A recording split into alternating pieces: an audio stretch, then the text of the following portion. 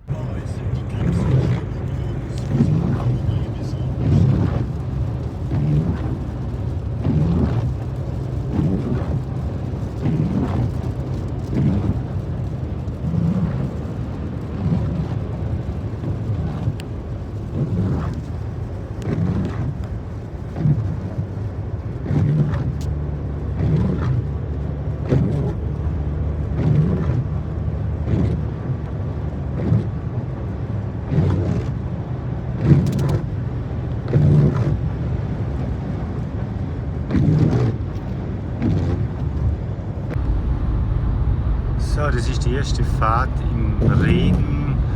Es ist der 5. Dezember. Wir haben das Auto im November in der Werkstatt gehabt bei Mercedes Schneider. Laut Werkstatt funktioniert der Scheibenwischer, aber so wie man hören kann, funktioniert er wieder nicht. Wir haben das Auto nicht gewaschen, also wir sind nicht durch eine Waschstraße gefahren, wir haben es nicht händisch gewaschen. Wir waren jetzt 14 Tage auf Sansibar und haben das Auto eigentlich nicht angegriffen. Wie gesagt, das ist die erste Fahrt für mich jetzt im Regen und der Scheibenwischer funktioniert immer nicht.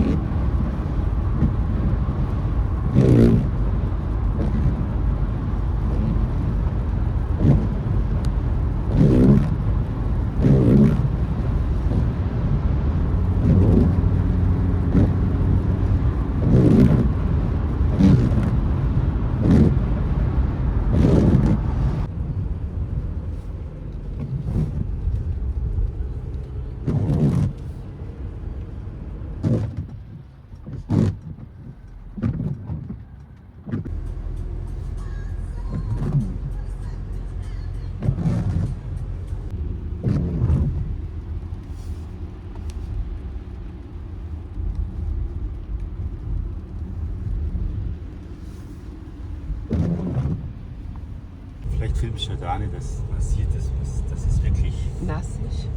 regnet oder nicht, das Effekt, was man hat.